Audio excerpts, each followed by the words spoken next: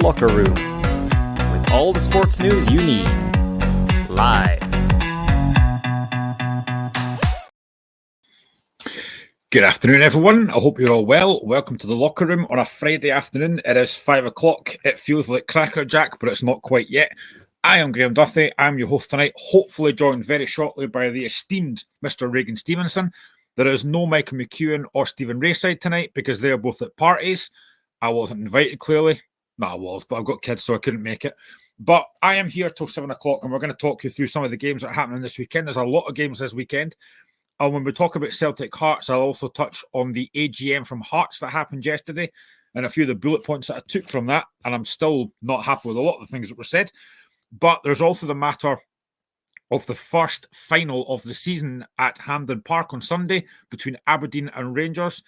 Aberdeen, who haven't won the League Cup since 2014 when they beat Inverness on penalties, and Rangers, who haven't won it since 2011 when they beat Rangers by Celtic by 2-1 that day. So there's a lot of things to get through. Like I said, hopefully Regan will be with me shortly. But I just want to quickly go back to the games that were yesterday, because obviously the build-up to this game on Sunday, myself, Michael and Stephen did the shows last night for Aberdeen and Rangers in Europe. And like I said last night, I thought both teams did very well. And the fact that even though Aberdeen didn't have anything to play for, the fact that they actually came out of that game having made 8 changes and won that game. And I think there may be players that have talked themselves into a game on Sunday, because it's a massive, massive game for both teams. And I'm sure that Barry Robson, as I said last night, probably does have a team in his head. But there were players in that squad from yesterday now that think, well, actually, I might have a chance now. Mainly Esther Sock, who I thought was very good. Paul Vara, who I know that a lot of Aberdeen fans that I follow on X, I've not called it Twitter for a change, I've called it X now. They actually quite like Paul Vara. He's a good player. Couple of comments already. As always, guys and girls, get all your comments in. You can follow us and you can watch us on Facebook, or you can watch me at the moment because I'm on my own again. But you can watch me on Facebook, Twitter, and YouTube. Get all your comments in. Good evening to Gregor McIntosh. Good to see you on again, pal. And Paul Donaldson says, "Hi, Graham. Was at Pittodrie last night. Wasn't expecting us to win last night. I would have been happy with a draw, but was over the moon with a 2-0 win." And I kind of said this last night as well. I was genuinely surprised, but quite delighted with the Pittodrie crowd last night, because given the fact it was a dead rubber, let's be honest, it was, and it's a 5:45 kickoff when people are still coming back from work, it was a good crowd. I thought it was quite flat. I didn't know what to expect. And again, the fact that Aberdeen made 8 changes to that side last night, you didn't have guys like Majowski. You didn't have guys like Graham Shinnie, who are massive players, but I'm assuming they'll come back on Sunday. And again, like I said to the guys last night, for me, the big one's Majowski. If Aberdeen can get Majowski fit for Sunday, that would be huge for them, because he's going to be a huge threat to that Rangers defence. But I was surprised at how well Aberdeen played last night, given the fact that it was a dead rubber. But I did say again last night that I thought Frankfurt looked decent. They had a lot of time on the ball. They created a few decent chances. I think actually Kelly Roos got man of the match, I think, as well. He did make some decent saves last night, but Aberdeen took the chances when they had them. And, that first goal, Shaden Morris, who again, I thought was excellent last night. I've seen him a few times. He's lively, he's quick, he likes to try and get to the byline and get crosses in. And it was obviously his cross that put the goal in for Duke. And again, I talked about it last night, that second goal, the pass for Polvara is fantastic, over the top, and it's a really composed finish by Sockler. He's got a lot to do there, but he keeps his composure and finishes it well. And anytime I've seen Sockler, he looks really, really good. And if you go back to the game at Pittodrie against Rangers a few weeks ago, it was that Majowski Sockler partnership that caused them problems. So I think it's going to be, I did think they were very good last night.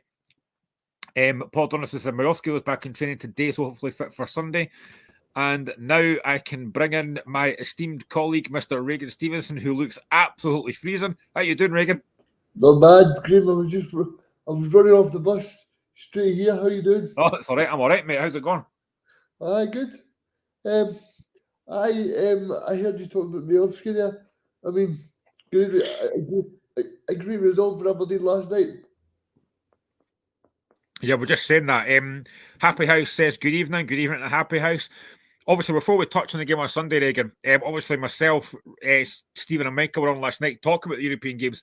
What did you make of Aberdeen and Rangers last night? Two very good results. Obviously, Aberdeen were out anyway, but they got the win, and Rangers managed to join the group. So, what did you make of those two games last night?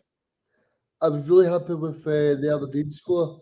I feel like, I don't know what you think, but I think Aberdeen have really given a good account of themselves. You look at the game against Helsinki, they really attacked the game. They probably should have won that game, you know? And then you look at the Park game. The Park game, they should have had a penalty at 2-1. They lost the game 3-2. You know the penalty I'm talking about when Yeah, I do indeed, yeah. the Park defender bringing down the Aberdeen midfielder. I think it was Paul Vara. So when you take all that into consideration, I think Aberdeen have done very well so far this European campaign, Graham. And I think it makes a change because no disrespect to what Motherwell did or even look at Kilmarnock or even your own Hearts. Like Aberdeen's probably the one team that's had the best goal over the last couple of years. And you look at that and you say to yourself, well, maybe Aberdeen actually did do a bit of good for the coefficient. Because as much as when you look at it, Graham, we always say, can Aberdeen and that help out with the coefficient? They probably did, because you look at they drew at home against Helsinki. They were so unfortunate not to get a point at Frankfurt as well. They lost 2-1 with a late goal. So when you take it all into consideration and put it in the melting pot, Graham, I think all you can say is Aberdeen have done very well. Yeah, I mean, I know that Barry Robson, after the game last night, said that he thinks Aberdeen should have more points from this group. And I tend to agree with that. You know, I've talked numerous times about moments in games, and I think they have had moments where they just maybe weren't quite clinical enough. But I think in all the games, they've been competitive. Even the game over in Frankfurt, they could have got something out of that game. The two games against PAOK, I thought they were very good. They were very good. And I think I do agree with Robson. I think they should have more points than they've got. And they probably actually could have qualified from that group. Yeah, definitely. I mean, in terms of Aberdeen, I think they've managed the group very well. And when you look at it, it was a bit of a Europa League group where you thought Aberdeen's got off a very hard group here, but they dealt with it very well. And you need to say that they've dealt with it very well in terms of trying to manage it, because when you think about Aberdeen, you think about the glory days of European football, but I'm sure Barry Robson will be satisfied with what the players have shown, because, as I said, they were 2-1 up against PAOK when they did really well. So you can't argue with what they've done. The one thing that I do feel with Aberdeen though is I think they'll probably lose Majowski in January. I think he'll either go to Celtic or else he'll go to a EFL Championship club, because as well as Aberdeen doing very well in Europe, that's also going to attract suitors to the club as well that will see Aberdeen doing well and thinking we can take one of their players or something. Do you know what I mean? Yeah, good evening to a couple of folk who joined us on Twitter as well. We've got Graham Sport and Jerry McLaughlin. So good evening to you guys who've joined us tonight. In terms of Rangers, Reagan, it was a massive win for them last night. That game kind of to and fro last night was an interesting game. At one point, they were going to finish third. At one point, they were going to finish top. Then they were going to finish third again. They were going to finish top again. It was a really, really enjoyable game last night. And, you know, I think Stephen talked about this last night as well on the show, or actually before the show started. He was in the group chat talking about Cyril Dessers. I don't think a few months ago, Cyril Dessers scores that goal. He showed a lot of composure, really good goal, and he looked a different player last night. He's one of these guys that I kind of wrote off at the start of the season from watching a lot of Scottish football like yourself. You probably looked at it and going, I could probably have a career in professional football if Cyril Dessers is still playing. But the guy's really shown up to be a really good player. You can't argue with what he did last night. I thought the finish that he did was really, really well taken as well. So no, I think what Philippe Clement is doing, Graham, he's getting the best out of that bunch, which Michael Beale didn't. I'm not going to say these players are great players, but what I will say is he's getting every ounce of those players That's something that Michael Beale wasn't able to do. I don't know if you've seen the news today, but I posted it on the group chat earlier on that it looks like Michael Beale's going to be back in management because he's going to be taking over at Sunderland as a head coach. Yeah, he What will do you be. make of that? What do you make of that? Back in management again? Yeah, he will be going to Sunderland. It's quite interesting, Graham, because I think there'll be a lot of Sunderland fans that will be Bealing. You know what I mean? Because this guy's he's no up to it. You know what I mean? I'm being nice to the guy. I think he is a very, very good coach. I think if you actually looked at, I think it's Keith Downey who's exclusively reported it. He's saying that Michael Beale will come in as head coach, which is a better title than it was at Rangers because he seems as if he's a really good coach. You know, all the Rangers fans had you believing for one season that he was the brains behind the 55, you know what I mean? They had you believing that Michael Beale was the brains in the whole operation and things like that. But I've got no doubt Michael Beale was a very good coach. But Graham, his big frailty for me was when he addressed the press. And you do the press every single week, Graham. And what you need to do with the press is you need to give them very little information as possible. And what he does, he's an open book. You know, you look at Fleming Clement. Fleming Clement handles himself totally different to what Michael Beale does. The way that he speaks, he says little things that will not get him into trouble. You know, this was Michael Beale that said Cifuentes will take Rangers to a brand new level in Europe. You know, and we've not seen a lot of Cifuentes. He said that Tom Lawrence will be a new player under him. You know what I mean? Tom Lawrence has hardly played.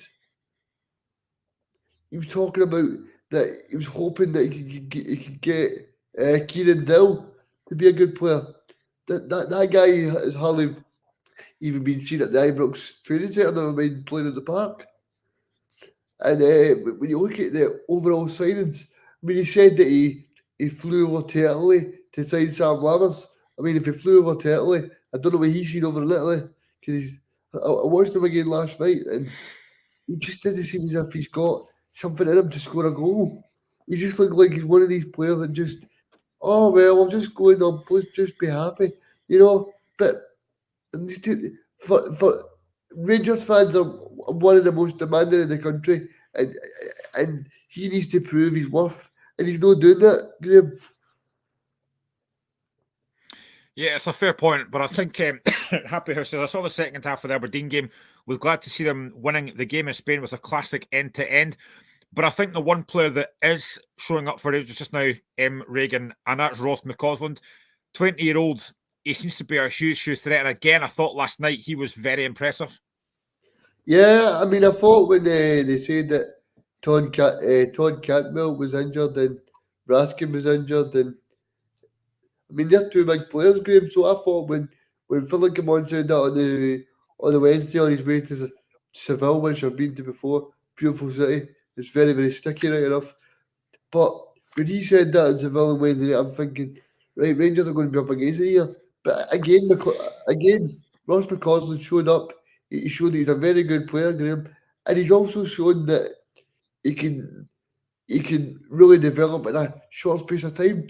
Because see, as much as every football fan in the world, they love to see a young player coming through. I mean, you probably love seeing players coming through with Stephen Naismith's side, but that's probably not going to happen because, as I seen with the Hearts AGM yesterday, there was still a lot of fans not happy with it. I'll get to that. I'll get to that. Don't worry. Playing that, so it's very difficult to bring in a young player new, Graham, but that's my point there. You know what I mean? So what Ross McCausland has done is very impressive. Do you know what the only thing I'm really disappointed in, Graham? I'm disappointed that he's not Scottish because if he was Scottish, he'd be on that plane to the Euros for me. I mean, at the moment, he probably would be, to be honest, but I think you've got the likes of young Ben Doak there, who played for Liverpool last night. Wasn't great last night, but a lot of Liverpool players weren't, but Liverpool was through already. But just going into Sunday's game, Reagan, it's a massive game. The first cup final of the season, Aberdeen against Rangers at Hampden Park, 3 o'clock. Aberdeen haven't won the League Cup since 2014 when they beat Inverness on penalties. Rangers haven't won it since 2011 when they beat Celtic by 2-1. This is a big game. And also in the back of Rangers' minds will be the fact that they've not beat Aberdeen this season yet. They've drawn one and they've lost one. How do you see this game going on Sunday? Because I think it's quite a hard game to call. Graham, I see it in two ways, right? I can see it from both ends of the spectrum. And I see it from Aberdeen's point of view, and I say to myself, see from Aberdeen's point of view, right? They could set up, but they could hit Rangers in the break. But see, from an Aberdeen fan, and I know Paul Donaldson and everybody else who comments in, thank you for the support, because we love it on a Friday night. But, I mean, see all these guys that comment in, Graham, you want to go back to a couple and go, we had a right go. What I don't want to see from Aberdeen on Sunday is sit back and soak up pressure. They did enough of that stuff under Derek McInnes. What they need to do is, Graham, they've got some really good players in that squad, like Clarkston, they've got Miovski, they've got Povara, the striker as well, Soccer. So I think like they've got players there that can really damage Rangers. And even a guy that's been out of favour the last couple of weeks, Duke as well. They've got players there that can really have a go. So I would be really disappointed if I was an Aberdeen fan to see the players really try and defend for their lives and let Rangers dominate the ball. Because that's what I always say to you. When the Hearts come up against Rangers, they always sat back. You see in these cup final chances, Graham, you only get one chance. So see if I'm a player, I want to go there and go, right, if I win this cup, that I can tell my grandkids that for the rest of my life. You know what I mean? So it's all good saying, "Oh, I got to a cup final with Aberdeen, but we can be 6-0." You know what I mean? You want to go there and express yourself. And Graham, I'd probably say this is the strongest Aberdeen side we've seen in years. Yeah, I think it is. Paul Donaldson has said Majowski was back in training today, so hopefully fit for Sunday. I mean, how crucial is it Majowski is fit? He's got 12 goals this season. He is Aberdeen's talisman. How important is it that Majowski is fit for Sunday? Yeah, I think even if Majowski's got one leg, he'll declare himself fit again, because these are the games that change livelihoods, change experiences. So I think Majowski will play some part, even if he can play 70 minutes. I'm sure Barry would take that right now. But these are, Graham, I mean, I remember listening to the radio last Saturday, and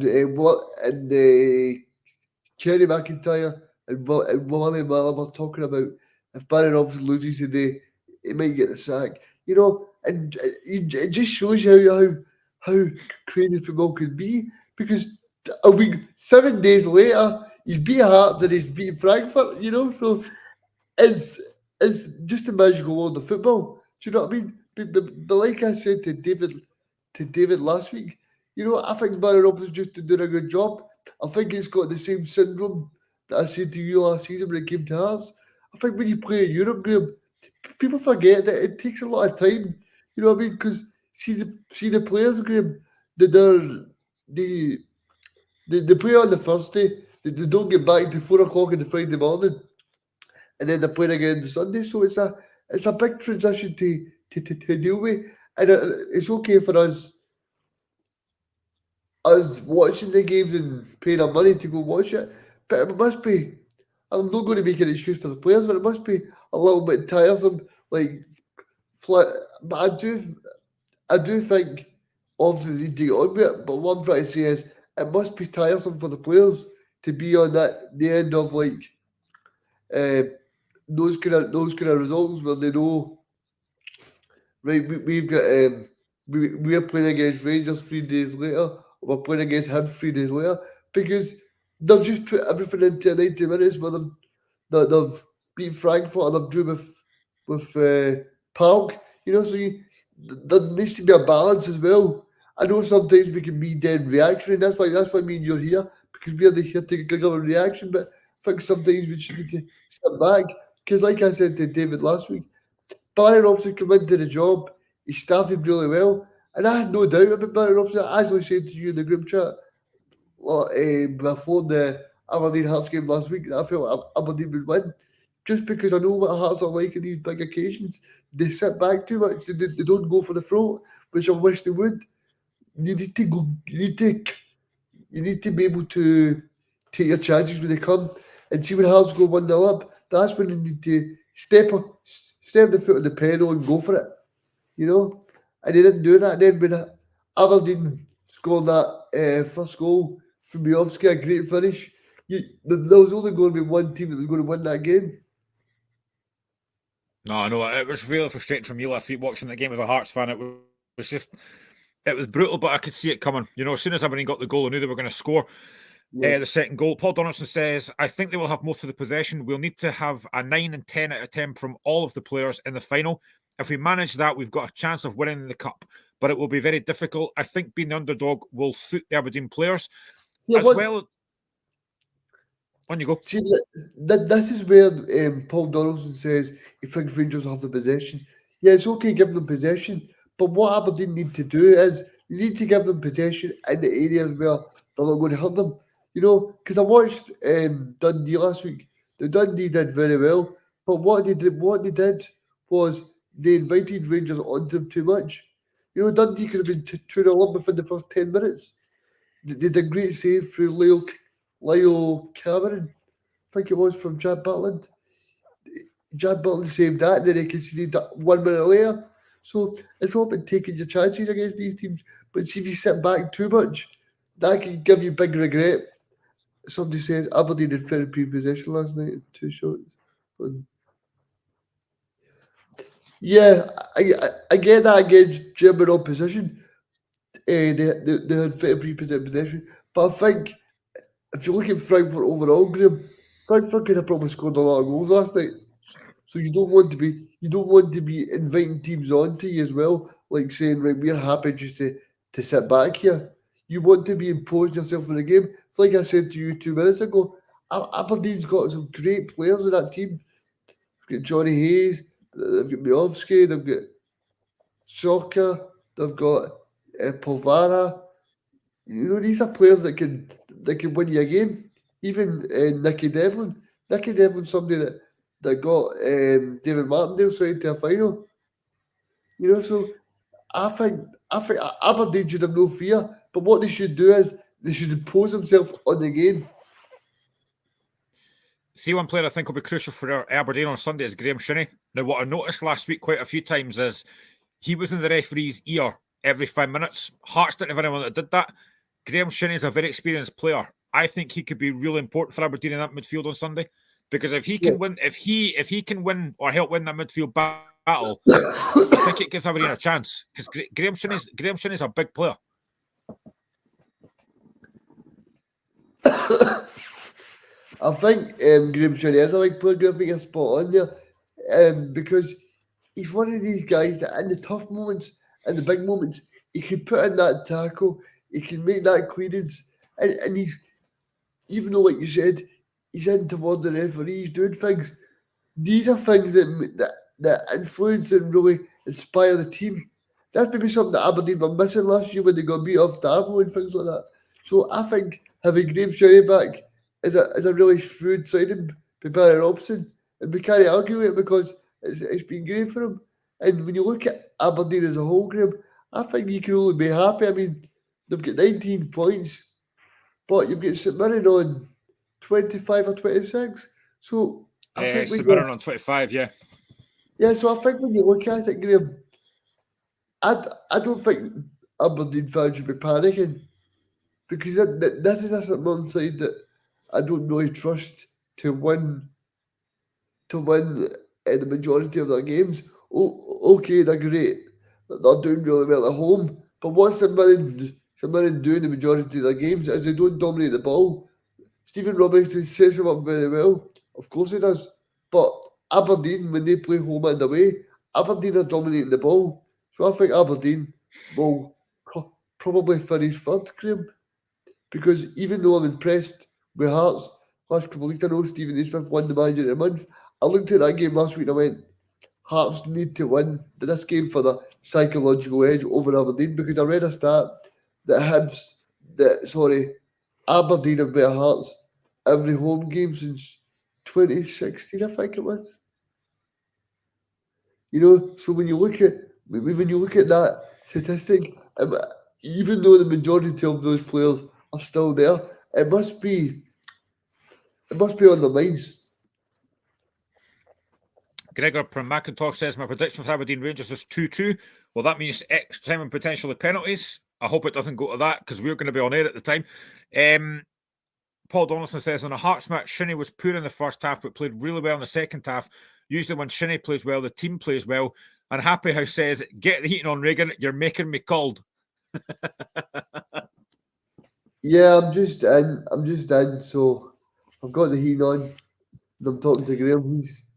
He's keeping me warm now. So I was kind of joking last night, Reagan, when I said to Michael and Stephen that I think it's important that Aberdeen keep their discipline because Don Robertson's the referee tomorrow on Sunday. Now, I don't want to be critical of referees here, right? But I just have a concern that Aberdeen are going to go to 10 men in this game. I don't know why, but it's because they're playing Rangers. I think they have to keep their discipline and keep 11 men on that park. Yeah, they do, Graham, and I know people will possibly call me a football conspiracy theorist, but when you look at the Rangers matches the last few weeks, they seem to be getting a lot of shot pills in the box. So we'll need to be wary of the shot pills. In terms of Rangers, I mean, what are you expecting from them tomorrow on Sunday? And actually, as well, is it going to have an impact, you think, that Rangers have played last night, but they went to play a full-strength team, whereas Aberdeen have had that little bit more rest and players have been rested? Is that going to have a massive impact on Sunday? I don't know.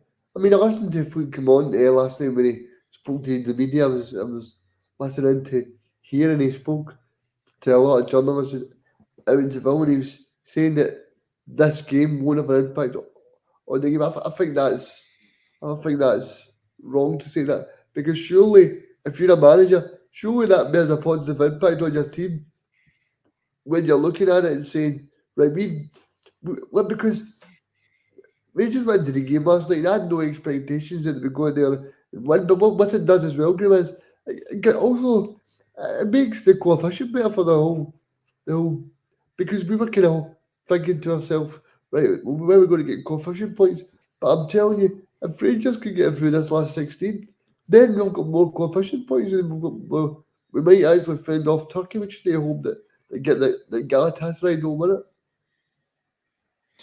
Could you say Rangers doing what they did a few years ago and going to the final again? Or is there too many better teams in Europa League? Because Liverpool are still on that. So do you think there's better teams in there that could probably win it this year? Yeah. Graham, you'll know better than me, but who can Rangers draw next round? I know they can't draw Liverpool because they're top of the group, but who could they potentially draw? I actually can't. Stephen had mentioned that last night, but there was bigger teams in it. I don't think Sevilla. I think Sevilla got knocked out, and they've been really good in these competitions before, but they're out. So I mean, it does give teams a chance. I'd still have to say that Liverpool are favourites, but I mean, Rangers potentially getting to the final again would be huge if they could. I don't think they will, but it would be massive if they did. I don't think UEFA would want it either. Rangers going to Dublin. That's a fair point, actually.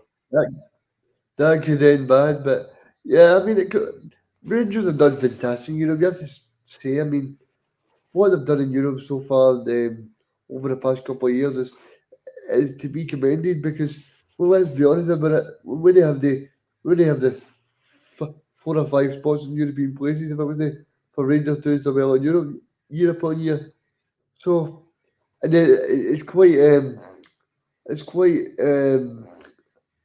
funny that actually it's other teams who have benefited, like Celtic and Hearts, who have actually took the European spots, because when you looked at it, you felt like, Rangers have got to the last 16, then they got to the final, and you're thinking, well, that'll be Rangers in the Champions League the following year, but then Celtic go and win 2 in a row, so then then Rangers don't qualify. So Celtic have really reaped the rewards of Rangers doing them a favour. Paul Donaldson says, I think you're right, Graham, and the player I've been most worried about being sent off was Rubezic. I think Rubezic has actually done quite well recently. I thought he was decent last week, but yeah, I mean, they've got to keep their discipline. But again, what was that? Who's the other guy in the back? Is it McDonald? Angus McDonald, yeah. I would maybe say he's probably one to go, or else I would look for a Conor Barron, maybe just midfield battle with the Rangers players. Because, of course, they had Jack McKenzie sent off in the semi-final against Hibs, and they managed to get through that game. So, but I mean, just in terms of Rangers again, you're looking at who's going to play up front. Do you think Kemar Roof will maybe start that game, having come off the bench and scored the winning goal? I think it's a difficult one because what do you do with Desert as well? I mean, he's in probably his best night in a Rangers jersey and he's showed his medal. So it's a difficult one for Phil to come on, but that's why he's paid the big wages and I'm sat here. But who would I play? I would probably play Roof because I think Roof's a good player. But knowing Roof, he'll probably be injured by the time Sunday comes. So he just you know, I'm starting to feel sorry for the guy because, you know what I mean? The guys don't have no luck. No, that's very true. He can't seem to catch a break just now, can he? But I think one player, and Michael mentioned, one player that I think has done very well for Rangers, and Michael mentioned him last night, he might be busy, is Jack Butland. I think probably pound for pound, he's been Rangers' best signing this summer. I think he's been very impressive. Yeah, I think he has. I think he's somebody that Manchester United will be regretting that they let go because he's a guy that has really proved his worth and he's kept Rangers in a lot of games. I know people are saying Philippe Clement's worked his magic, but if you look at it, Graham, the thing is that he's a top class goalie. He's top class. You know, he's probably at the age where you want a goalie in the SPFL because you're not going to get a young goalie who's played Premier League level. You're going to get somebody at 30 years of age. I think that's where you should be looking at because you look at Celtic. I think the problem with Joe Hart is if you had Joe Hart, say, at 32, then you would be fine with that. But because he's getting a little bit older, you're thinking, right, surely he could be replaced soon because when you look at the difference between Jack Butland and Joe Hart, I think it's night and day. I think Butland's he's a big figure in his goal. He likes to command his box as well, and that's something that Joe Hart didn't do too well. So I think Rangers have got themselves a cracking goal there. I agree with you. We are going to be on Sunday at 5 o'clock after the game. If it's extra time, we'll cover that as well. Reagan, what are you predicting for Sunday?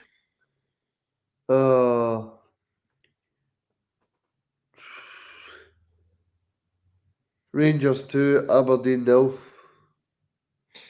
Yeah, I think Rangers might just edge it as well. I know that Aberdeen have won already against Rangers this season, but I just think that Rangers might just edge it by 2-1. I think it'll be close. I think if Aberdeen get the first goal, it could be interesting, but I just have a feeling that Aberdeen, I just think Rangers might just sneak it. Listen, I would love as a neutral for Aberdeen to win it. I think it would be great if they did, but I just have a feeling that Rangers will maybe just sneak it. But let's look at the other games this weekend, and let's start in Glasgow, a game that I am dreading. It is Celtic against Hearts. Celtic on the back of a win on Tuesday night. We did the show then against Feyenoord. Yeah, I enjoyed it. But on the back of a disappointing league defeat to Kilmarnock last week. Hearts coming into this having not won a league game at Celtic Park since 2007. And our last actual win over Celtic in any competition was in 2009 in the League Cup. I am dreading this game, and I'll get to Hearts in a second. But what are you expecting from Celtic in this game, Regan? I really don't know what to expect, Graham, because you look at the last couple of games in home in the league, not been very impressive. I was at the Motherwell game when they drew a blank until the closing stages and Mikey Johnson won a penalty and then Palmer missed it and then they got another penalty. So I don't know what to expect from Celtic, but I'm hoping that the fact that they got the win on Tuesday night will spark them on to victory. It's good to see Maeda back, you know. It's good to see him back in training because as much as I'm saying that I've said on this show before that Maeda sometimes frustrates you with his end product, I think you see what Maeda really brings to the squad group, and you also see that he's a very valuable member of that squad. it's not just a case of scoring the goals or putting a ball in. It's tracking back and making sure that the Hearts players or the Motherwell players don't get in behind. And I think that's something that even as a defender at Celtic Park, they'll be very grateful on Maeda because his pace is so good. And no, so I'm just really looking forward to the match to see what unfolds. I think the important thing for Hearts is, Graham, they need to stamp their authority early. If they do what they usually do when they come to Glasgow and sit back and soak up, that's not going to work. You need to impose yourself on these matches because if you don't impose yourself, then you're not going to get anywhere. And not that I'm advocating it, but I think in terms of Xander Clark tomorrow, I think what he'll be told to do by Naismith is try and waste as much time as you can when you're taking the goal kicks. Because, like you've said many times, listen to your spaces on the online social media, and what you were saying the other day about Shankland's Hearts have scored 15 goals and Shankland scored 12 or something like that. That was just a crazy stuff for me. You know what I mean? How is this? I mean, okay, Stephen Naismith might get the credit for 3 wins in the trot, but if you look at all those games, there was 1-0 against St Johnstone, 1-0 against Livingston, and then the other one was 1-0 against Motherwell away. So there's no, to me, there's no pattern of play under Naismith, there's no strategy. It's just hoping that Shankland was available and scoring goals. I want to ask you a quick question on Hearts, Graham. Was Stephen Naismith present at the EGM? No, he wasn't. I don't know if he was doing training, but I'd liked him to have been there to answer certain questions. But he wasn't there. It was Andrew McKinley and Budge and Joe Savage that were at the AGM. I'll come on to that in a second because I want to talk about that in a minute. But I mean, just talking about Celtic, do you think that has Lagerbielke done enough to start after obviously coming off the bench and scoring on Tuesday night? Do you think he would start? No, I don't think because you score a goal, you change the manager's mind. I think Feyenoord were tired. Matt O'Reilly played a delicious ball, split open the defence, and it was a good header. But I don't think Brendan Rodgers would change his mind over that. I think he's called an elite manager for a reason. I think what he would probably do is if Stephen Welsh is fit, he'll play him because Stephen Welsh actually did well for the first 7 minutes, as you spoke about on Wednesday night, and he's somebody that I didn't think was going to be in Brendan's plan. But fair play to him because I want to get your take on this because to me it was a kind of damning indictment on Lagerbielke and Nerofsky that the fact that Stephen Welsh has not played since the start of the season. I think his last game was Aberdeen away when Celtic won that game. He got took off, and then Brendan Rodgers said, "Oh, Stephen Welsh is injured." So it's one of these ones where you actually look at it and you say to yourself, "Right, well, if I'm not getting picked over a guy that's not played since we beat Aberdeen in the middle of September, then there must be something wrong." But what this does for Lagerbielke is it puts a little bit of doubt in Brendan Rodgers' mind and shows him, look, I'm still here if you want me to be here. So I think it's a good thing overall, but I still don't think Lagerbielke is Brendan Rodgers' type of player. The fact that he chose not to play him on Wednesday night. Well, you also had Nat Phillips that played last week, and I know that a lot of Celtic fans are not convinced by him. He wasn't great against Kilmarnock last week, and I think I said this to you on Wednesday night as well.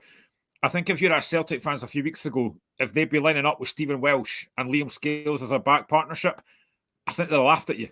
But I mean, to be fair, they were both excellent on Wednesday night. They were, and I think Scales was really tipping the balance, Graham, because when you look at Scales, he was somebody that, Graham, come on now, I'm professional. He's somebody that really is. He's shown that he can step up to that level because I wasn't sure. I don't think Gibson was sure. I think he only had one appearance under Andrew. That was a 3-0 defeat to 3-0 defeat to the Swiss team. The what are they called? What are they called, Graham? I can't mind, to be honest. It's remember Celtic were linked with the manager as well. Well, that guy, and yeah, I mean, in terms of that, I mean, I think Skills has really shown under Brendan that if Brendan gives you a chance, he obviously sees something in him. But I think what Skills has did, he's grabbed the bull by the horns, and he's really shown Brendan Rodgers that he's got what it takes to be a Celtic player. Because it's not being disrespectful, but I felt like Nav Phillips and Greg Taylor especially. I think when you look down that left hand side last week, that's where the 2 goals came from. And when you look at Greg Taylor's position, I think he got a little bit bullied by Danny Armstrong. I actually put on Twitter last week that says that I think Danny Armstrong is probably the best winger on the pitch. And I think I'm no, I think I'm spot on with that because I'm not being derogatory towards England by Mikey Johnson and Yang, but I've nobody. I mean, how many chances are these guys going to get? You know what I mean? They're proving that they're not good enough. And Mikey Johnson's a guy that never got a chance under Andrew Newey's thrust into the first team. I mean, I get it with injuries and all that, but I don't think he's really shown me. I mean, even on Wednesday night, I mean, that was a big chance for him to show that he could do it, but he never really proved much. Here's a question for you, Regan, from Happy House. It went to the dogs when Celtic brought Lennon back. Was it a good idea to bring Rodgers back? I think it's a great idea. I think the only thing that is bad about bringing Rodgers back is, and I said this to you a few weeks ago, Graham, is that Brendan Rodgers is an elite manager. So what you need to do with Brendan Rodgers is you need to please him. Look at John McGinn saga. As soon as Brendan Rodgers was knowing that John McGinn wasn't going to be at Celtic, he chose Steve Bruce and Aston Villa.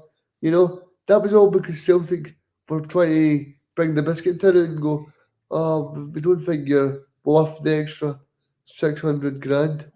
Come on, pay the money. I mean, as Claudio Ranieri says, dilly ding, dilly dong. Wake up. Happy House says, was the Swiss team Servette? No, it wasn't Servette. It was. Oh, it's in the back of my mind. Who was the team that? No. I tell you, it's Bodo Glint. Bodo Glint. That's who Scales got his one appearance against. They're from Norway. Because remember I remember them now. Yeah. That guy was linked with both Rangers and Celtic. Another thing about Celtic as well, and I think I mentioned this on Wednesday as well, is Kyogo. Now, he's actually got a decent record against Hearts. I'm worried about him tomorrow because he will probably end up scoring. But again, I don't think Kyogo's been fantastic this season. But again, I think it's because of the position he's playing. He's dropping a lot deeper. Now, I know that Brendan Rodgers said that's not the case, but it looks like that from me, that he is dropping a lot deeper. Yeah, he's not playing the same role as he was before. But what you will say is, you know how when some people say you've once you attack an animal, that's when they get angry. I think that'll be Celtic tomorrow. That they've not been impressive at home, so Brendan Rodgers will be usually because when you look at the last 2 of the 3 home games, they've drawn with St Johnson, who are nowhere near good enough under Stephen McLean. They drew against Motherwell and they struggled against St Mirren until the last minute to score a goal from O. So when you actually tally that all up, you would say the home form's been a really big thing thing that Brendan Rodgers will want to try and change, because home form should be your bread and butter. That should be where you pick up your points. Well, Celtic can go 8 points clear tomorrow, and they're playing a Hearts team who had their AGM yesterday.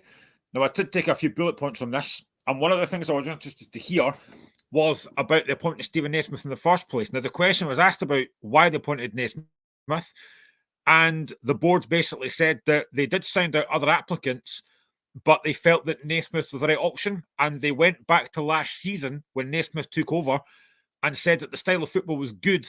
And they said that after the Derby game, when we drew 1-1, when we had a man sent off, the reaction of the crowd made it seem that Naismith was a perfect candidate. Now, I disagree with that wholly, because personally, you're playing against Hibs in a game that you're trying to finish third in. The fans are up for it. That wasn't enough to get him the job. But the worrying thing for me is the fact that they did come out yesterday at the AGM and said they sounded out other candidates, but they felt that Naismith was the right appointment. I would love to know who they sounded out, because if Naismith's the right appointment, then who did they look at? Because it's not the right appointment. I've said this for months and months. Naismith was never the right option. Now, again, Anne Budge was there yesterday, and she said that categorically Naismith was not the cheap option. She's going to say that, but for me and many of the Hearts fans, he was. So I disagree with that comment. And Graham, let me put this to you as well. Do you agree with me that Stephen Naismith, for his first job, should not be thrust upon probably the third or fourth biggest club in Scotland? He should not be thrust upon that. He should be earning his crust at a Championship League One team. You know, he should be earning his crust. He shouldn't be like, because he was the reserve team manager, then that means the Hearts don't do their due diligence. You know, I'm sick of these big clubs saying, "Oh, we did our due diligence." Celtic did the same thing when they beat Hearts. We did our due diligence when they were winning. You know, that's what really annoyed me. You never, you're lying through your teeth. Don't tell me you're pointing the line in the showers. So what was your plan when you, if Neil Lennon didn't win? You know, and like you said there, see the thing that you read out there. The thing that struck me the most is they said it was because of the reaction of the crowd. Mm-hmm. Now, you just drew a derby game. So you're telling me that the crowd were all going Naismith. I don't go to the game, so I don't know. But I'm sure you'd have told me if they were singing Naismith's name. No, they weren't. We were up for it because it's a derby game, and the fact we were down to 10 men and we were holding on for a draw. But again, he only won 2 games out of the 7 last season. That wasn't enough to get him the job. He's also spoken today, actually, because obviously he wasn't there yesterday. So today he was asked about the style of football, and does he agree with the fans that the style of football's not been great? And his excuse basically was, well, it's not really our fault. Teams are sitting back and putting 10 men around the ball. Again, I disagree. Our game plan is very much, everything's very slow. It's methodical build-up. There's no real pace in the team. And like I said to Michael on that the other day, and like I said to you as well a few times, our game plan seems to resolve around hoping that Shankland does something. Other than that, we have nothing. We have scored, I think, in all competitions this season, I think I said on X, we scored 27 goals this season. Shankland scored 12 of them. Our next top goal scorer after that is own goals. That's our next top goal scorer, is own goals with 3. That is pathetic. It really is. And I'm genuinely concerned that, now again, I know that they did say again last night at the AGM that it would take an exceptional offer for Shankland to go, which is great. I want to hear that. But if Shankland was to go in January, we are screwed because we have nothing else up front. See, this is what I mean, right? I don't understand why big clubs do this. But big clubs seem to think, right, we'll get a goal scorer. But as Brendan Rodgers has said many times, you need to complement these good players with good players. You can't just rely on one guy. Shankland could take his baby in for a bath tonight, slump him on the floor, and then tomorrow you hear he's out for the season. You know what I mean? So this is what I mean, is there needs to be a a clear strategy from the club down. And I don't see that. Like you said, a club like Hearts shouldn't be, oh well, if Shaq was not playing, then that's us done. You know, it should be, right, if Shaq was not playing, we've got another two strikers that we can rely on.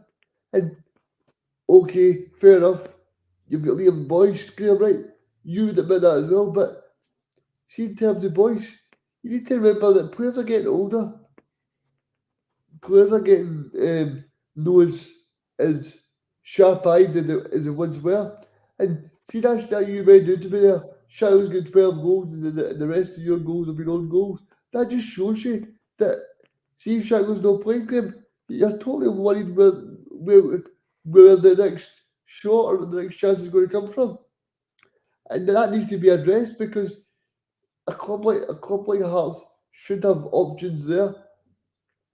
And I think that's where you're spot on in calling out the board for just saying that Stephen Naismith is the right option, because for me, I think Shaq will be getting bids in January. It will be. I mean, it's okay, right? So Hearts are, I was reading the GM yesterday and it says it would take a big bid for him to go, right? Now, the Hearts hierarchy determined to the crowd that turned up at Tynecastle Speak yesterday? Did they say a number or did they? No, they never mentioned a number. They never said anything. But for me, I said this to Michael last night. For me, the opening bid should be at least 5 million. That should be the opening bid. And then you've got guys like Lee McCulloch on his podcast last week saying, "Oh, Rangers should lowball Hearts and go for 1 million." That's just nonsense. That would never get accepted. 5 million at least. See, well, I listened to Rory Loy last night, right? And he said something that struck me. And I thought, that's a really good point, right? Why is it in Scotland that we say these players are good players, but they may lowball each other? We should be trying to get the best value for each player, right? It's like when Celtic John McGinn saga, this saga right now, we should pay what they're worth. They're like, oh, we're not going to pay because you play the same league as us. You pay the value, pay the money. The other thing that came out yesterday, which I found quite interesting as well, and again, Naismith wasn't there. This was like Anne Budgeon that was saying this, was Naismith wants to trim the squad because it's too big, but he also wants to play young players. Now that sounds fine, but he doesn't play them. He was brought from the B team. Now at the time when he was brought in, the B team were 16th in the Lowland League. Now he's seen these young lads play, but he doesn't play them. He's played Aidan Denham. He played against Dundee and Rosenborg. He made a mistake against Dundee, which wasn't all his fault, and never played again. But we've had young players on the bench this season and not used them. So it's all very well saying you're going to cut the squad and bring young players in, but we don't play them. So what's the point? I think the interesting thing for Naismith is, I think what he's trying to do is psychological, to be honest, Graham, because it's what he's doing is he's trying to make himself look good. Saying, "Oh, I'm playing young players," but he's the first sign of trouble, Graham. This is when managers say, "Oh, we'll play young players," but Graham, if it's all starting to, if he gets beat on tomorrow, which I fully expect, because Celtic are the champions and stuff like that, right? You're going to tell me that he's going to go into this game and go, "Oh, we'll just play young players because that's what I said I was going to do." He's saying that just to butter himself up, you know, because I don't know a manager that's thrown in players like that to really, like, you'll know better than me, but I don't see Naismith actually throwing these players in. No, he won't. And one thing, again, I don't like, and this is the final thing I'll say before we move on, but the one thing I don't like is the fact that pretty much every week, whenever Hearts have lost, Naismith never takes responsibility. He never takes accountability. Last week, when we got beat by Aberdeen, he made at least 3 or 4 tactical changes. He brought Craig Halcott on for 20 minutes when he's been out for over a year. He moved Stephen Kingsley, who's a left back, to right back, and he comes out after the game and says it was nothing tactical that cost us. myself and many of the Hearts fans looked at that and thought, you're talking nonsense because that was your fault. You brought Halcott and changed the formation. He never takes responsibility. Anytime we lose a game, he always takes the players out, and I don't like that. No, I think Jose Mourinho, right? I think that's one of the reasons why he's not going to be get a privileged job, because you can't dig the players every week. You know, Ange Postecoglou at the moment has 14 injuries. But what Ange is doing is he's playing psychologically. He's going, oh, I don't care, mate. I don't care. We play a football, mate. You know, but deep down he does.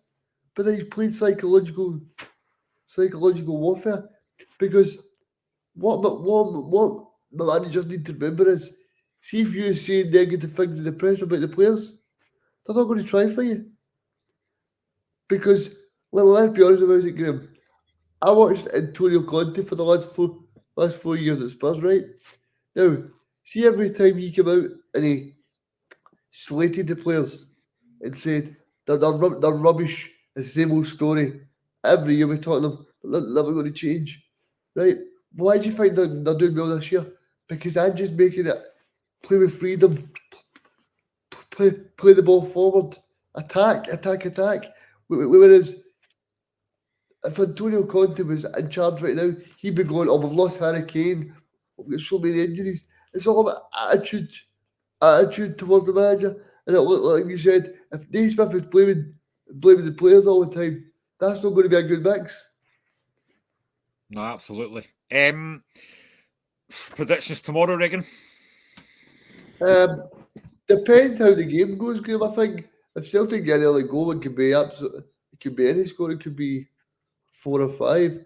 Because what I've heard for you, Graham, is, and what I've seen from my own eyes last week, I was at the Aberdeen Hearts game. I watched it there, and what I would say about it is, Aberdeen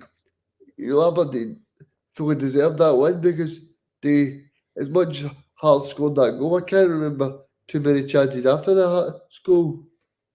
So I don't know, Graham. You're hoping that Shankland would show up, but yeah, I can just see Celtic winning the game. I'll go Celtic 3, Hearts 1. I said in the group chat a couple of days ago that I would actually, if somebody offered me it now, I'd take a 4-0 defeat because it's better than the alternative. I think you're right, this could be 5 or 6. And I hate saying this as a Hearts fan, but I generally think this will be about 5-0 to Celtic. These Hearts fans that are going to travel tomorrow, fair play to you, because I think this is going to be an absolute disaster tomorrow. And whether it puts a nail in Stephen Naismith's coffin, I don't know, but it'll be another defeat, unfortunately. But let's move on. We've into the second hour of the show just about. It's been a very busy hour so far. Again, keep your comments coming, guys. But as I put in the headline, are Livingston already looking at life a league down? Tomorrow, they take on Kilmarnock at Almond Vale. Livingston go into this game 7 without a win, 6 without a goal. Reagan, we're only in December, and it's already looking very bleak for David Martindale's men. Yeah, and do you know what I find with David Martindale this year? He's quite resigned to his fate. Usually he's like, no, we're going to do well. We're up and in your face and really aggressive. But this year he seems to be on the defensive, like, we've got the lowest budget, we're doing our best. So I don't know if he's resigned to his fate already, but I'm going to call it El Plastico. So yeah, I think El Plastico could be an interesting watch. Hopefully not for long, mate. I don't think it'll be for the faint-hearted. I don't think there'll be too much quality on show. But I think if Kilmarnock, see, Graham, I've got a weird anomaly, right? This is a game where Kilmarnock should win, but you know this always happens when like a team beats Celtic. They always get beat the following week, and you go, how did that happen? You know, so these are the games. You know, I listened to Derek McInnes. He spoke to the media after the game last week. He was saying that he wants Kilmarnock to establish themselves as top six contenders, and he wants the squad to believe that they can stay there. And I think, see, if you want to be in top 6, Graham, these are the games that you need to win, especially when Hearts are at Celtic Park, when you know you can put pressure on Hearts. Because let's be honest, Graham, I don't think Hearts will finish third this season. I think it'll be Aberdeen and then possibly Kilmarnock. Because what I've seen from Kilmarnock last week is I can clearly see they're playing for Derek McInnes. Graham. They've got a real identity now. Derek McInnes has said 2 days ago he's happy with the squad, and I think that's all you need. I think the players are on board. Yeah, I mean, Livingston going into this, they're 5 points behind St Johnstone at the bottom of the league. And like I mentioned there, they've not scored in 6 games, and that's been a massive thing. They can't score goals. They are relying on Nubel and Anderson to score them goals, but it's just not quite happening. They got beat by Hibs last week at home. Again, didn't really create a lot. And I think you're right. This is a game that Kelly go into and think, this is the game we should be winning. You know, Livingston are struggling really badly. And I think, again, you are right. And I think I said this to Michael again last week as well, that David Martindale, you are right, is normally quite upbeat. But now it just feels like he's kind of lost that spark. He's lost that kind of love and feeling, if you like. He just doesn't seem himself. And the fact that he does start to talk about budgets a lot, we all know Livingston's budget's not great. But normally Martindale gets the best out of that team. At the moment, he's not getting the best out of them. And they just look, I mean, like I said, they're 5 points behind. It's only December, but right now they look like a team that knows they're only going one way, and that's down to the Championship. Yeah, and I think in terms of Martindale and the Livingston board, I think they're pretty happy with where they are, because when you look at Livingston, they've got the lowest budget, as Martindale always tells us. But he actually said when he was offered the St Johnstone job, he said, if I go down, I've got a job for life at Livingston, because he knows that he's been grateful for the club, for what he's been through, and they've given him a second chance in life, you know what I mean? So he's grateful for that. And I quite enjoy that, because see, at the end of the day, this is a guy that could have went and been the St Johnstone manager, and I'm sure he could have been a success. But he's stuck by his club, and I quite like that, because there's no lot of loyalty in football these days. So no. I mean, in terms of Kilmarnock, obviously last week against Celtic, that second half in particular were outstanding. You know, the first half Celtic probably maybe could have got a couple of goals up, but Kilmarnock were excellent second half. And I mean, the question was asked actually at the Hearts AGM yesterday about signing potentially a guy like Danny Armstrong, which I think the board did acknowledge. But again, I think they said maybe the price, maybe out the range, I don't know what they were looking for. But anytime I've watched Danny Armstrong for Kilmarnock, he has been one of the best players in the park. He's direct, he's quick, he can score goals, he's got great delivery, and he will be a big player tomorrow for Kilmarnock. I think he's somebody that, I'm not just saying this, I think he's somebody that we can look to potentially be in the Scotland squad. Because you look at the wingers we've not got a lot of, I know we had Ryan Fraser for a while, but he's not been integral for a while. I don't know what age Danny Armstrong is, do you know?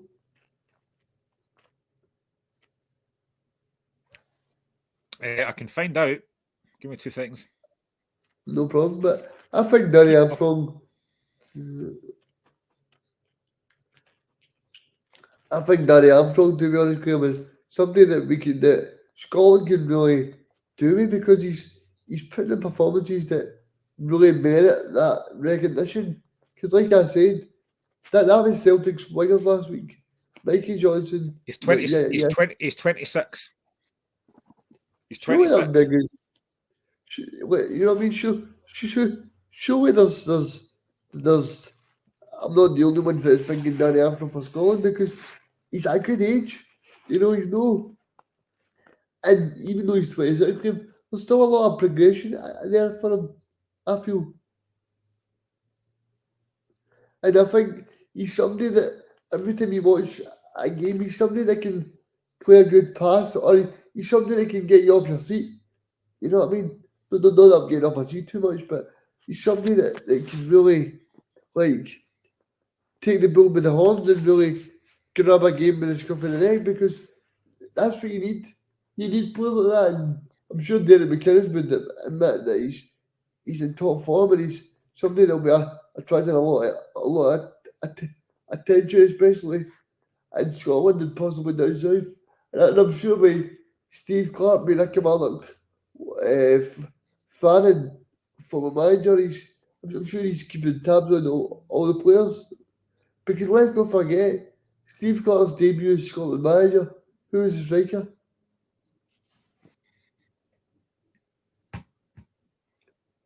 That's a good question. Who was the striker for Steve Clark's opening game?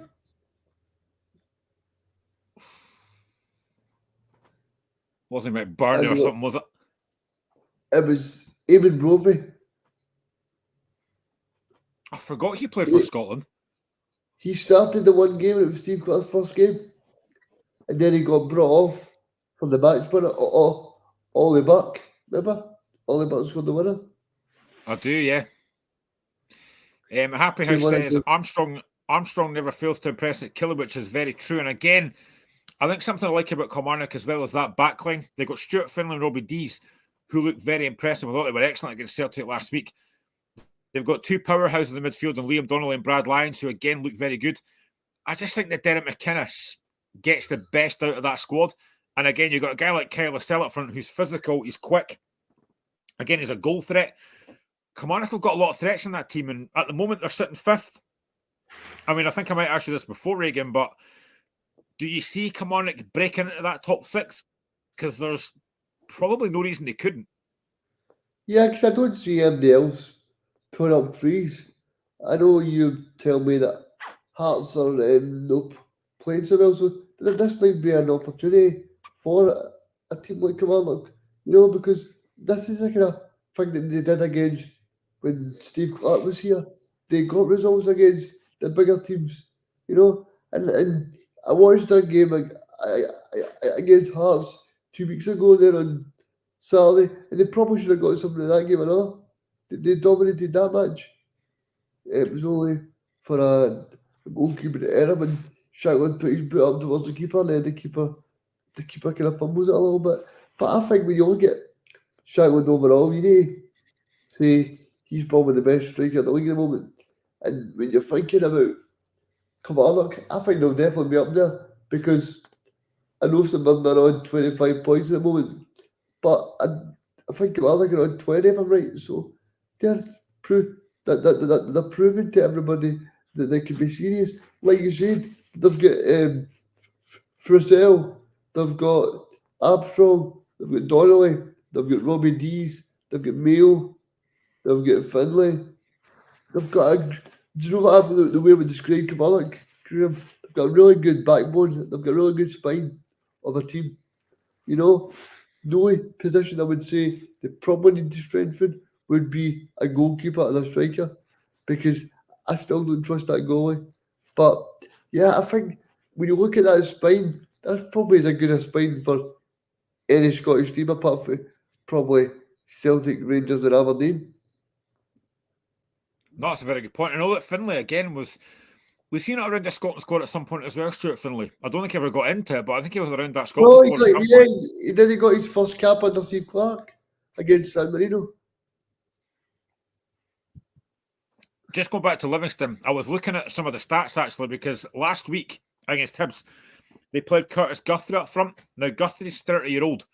He's played 16 games for Livingston, has not scored yet. His best season actually came when he scored 19 goals in season 2014 to 2016 for Forest Green Rovers. And that's their main striker just now. I mean, that's a worry. That is a big, big worry. Yeah, I mean, it is a big worry, Livingston, but like they always say in life, all good things have to come to an end. So, in terms of Livingston, you need to see they've had a good run at it. So, I don't think the Livingston Bulls are don't think they're complacent enough to know that run was going to come to an end at some point. But like you said, David Martindale said to the media this week that he's hoping to get 2 or 3 in. So be interesting to see if they can get the funds. Happy House says, and a good point here from a Happy House actually. Matty Kennedy back to form after his bad move to Aberdeen. It's a fair point. At Kilmarnock, he seems to have a bit of a new lease of life. It seems if he's reborn under Derek McInnes. I know they were saying that he started off as Kilmarnock as a reserve player when he first got a pro contract. So obviously he feels confident there, he feels happy. So I think he's a player that has really shown that he can thrive under Derek McInnes. Definitely. Prediction for Livingston against Kilmarnock? I think you're right, it won't be a classic. I'll go Livingston 0, Kilmarnock 1. I'm going to go 1 goal more. I'm going to go 2-0 Killie. I just don't see Livingston scoring goals. They just can't score goals. Ross County against Dundee tomorrow. Again, Ross County has won their last 2 games up until last week. It should be, Ross County had won the last 2 games up until last week when they were beaten 2-0 by St Mirren. Dundee on the back of a 3-1 defeat to Rangers, but actually they played quite well last week. This is a tough one. I think this is a tough one to call this because I think Dundee have done very well. Ross County at the moment sitting 8th, Dundee sitting 7th. They're a point away from each other. This is a very tough game to call, I think. It is a very tough game to call, Graham, but these are the games you want to be involved in. I mean, Ross County, I know some people on channels were a bit surprised about Derek Adams, but we have Ross on the team here who told us that he would want him back and he thinks he'd be a good appointment. So I'm not going to argue with that because he knows Ross County better than all of us. And Derek Adams done a great job at Ross County before. I think they went on the longest unbeaten run under him. He got them to the Premiership. He got them to the cup final. Remember they beat Celtic in that famous game, Michael Gardine and stuff like that at Hampden when they won his first game of management. So when you take that all into consideration, I think he's been a very good appointment. And you look at the last couple of games, and I know Motherwell are no flying. I know poor Stephen went up to Ross County that night up at Dingwall, and they got beat. So it's a difficult one for them for Ross County tomorrow, but I think they're well capable of winning because you look at their home form, they beat Motherwell.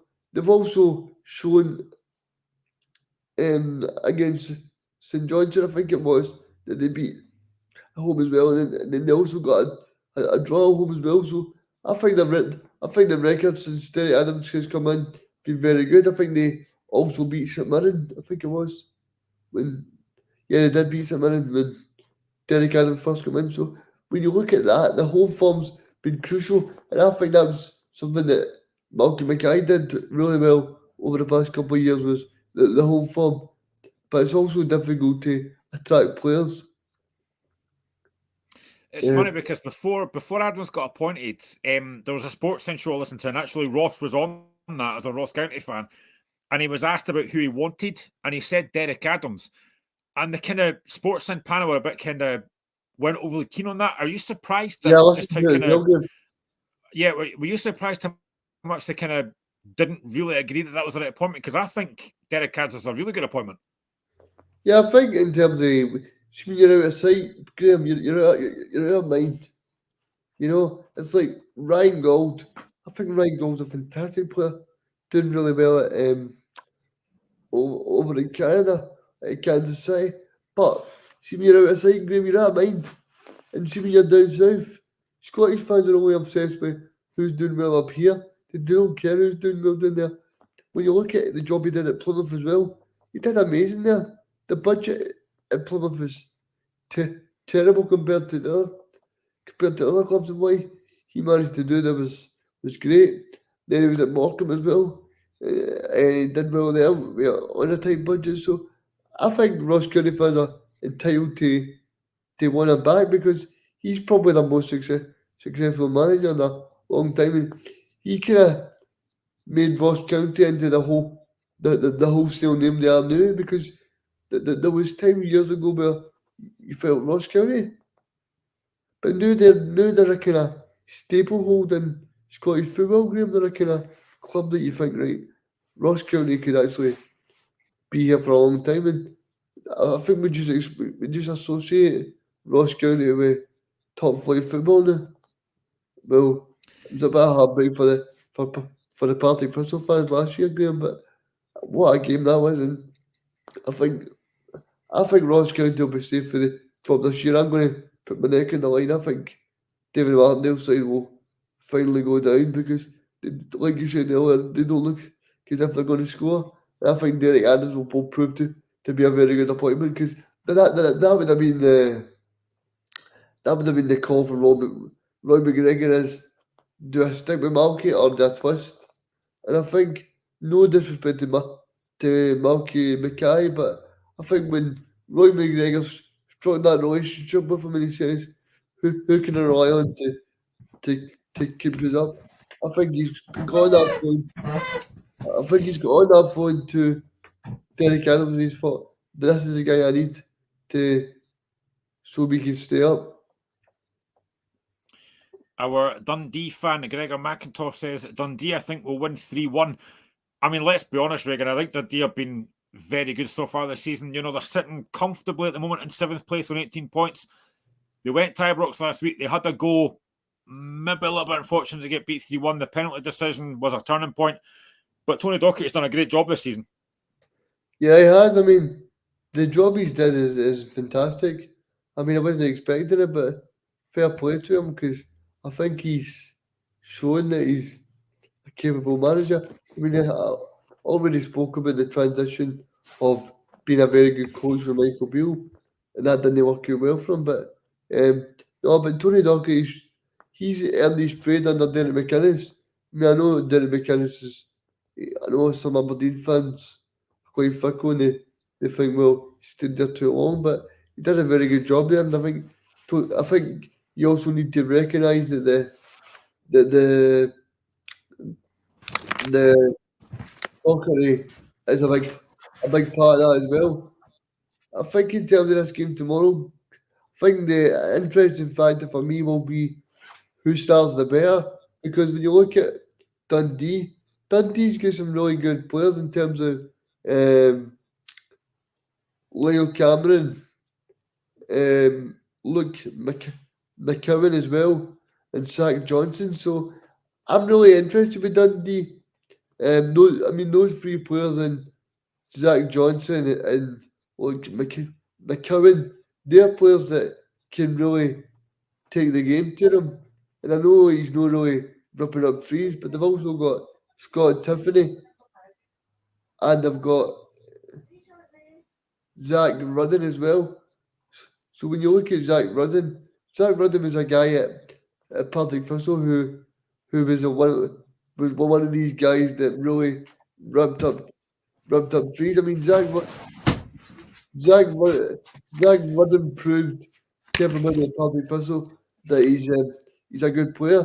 But sadly for Zach Rudden, it's not really materialised for him, because at Partick Thistle, Zach Rudden was one of these guys that was a top goal scorer. But as I've said, Dundee's got some really good attacking players. I was talking about Zach Johnson and Luke McCowan and things like that. They've got really players that can light up a game, and that's what you need. You need players that you can bring on and go, right, these guys are actually impressing week after week. And I think that's what separates Dundee this season from, say, a Motherwell. I think the recruitment needs to be spot on. You know, the recruitment has been spot on. I mean, somebody like Zach Johnson and that Bakayoko showed again last week in glimpses that you can get important players there. So I'm pretty confident that Dundee they're just going to be first behind this season. I think the playoff spots will be between St Johnson and David Martindale's Livingston side. I tell you the boy that I really like as well, and probably Gregor will agree with this as well, as Owen Beck. I think anytime I've seen that boy, he's looked really, really impressive. I mean, I wonder if the guy has a Bex tonight. But I mean, he looks as if he's got the real quality that you need. You know, real quality shows up in this league. So I think, like I said there, I think Dundee have recruited very well, and I think they're in for a good season. I think if you asked any Dundee fan what do they want for this season, just be all about consolidating in the league and trying to build on it. I don't think they'll be drafted up to one top six. Of course, they'll want it, but they'll not be greedy in terms of thinking, right, well, we are going up here with the expectation. You know, it'd be interesting to know from a Dundee fan there watching. It'd be interesting to know does he want the Dundee derby back in Scottish football, because I'm quite enjoying Rafe Rovers this season, Graham. I really am. I know me and you was on a Wednesday and Rafe Rovers won 3-1, so that puts a bit of pressure on tomorrow, when we'll talk about that later on. But I'm looking forward to this match so much. Dundee United against Rafe Rovers. No, 100%. And Wraith Rovers are the team that seem to be scoring late goals these days. They've done it, I think, the last 5 games, I think they scored late goals. But yeah, I mean, I think Dundee have been excellent this season. They're going up against the County side that I think they've done well so far this season. You know, I think County have done really well. Again, like I say, it's very tight between those two. But I do wonder though if home advantage might just help Ross County tomorrow.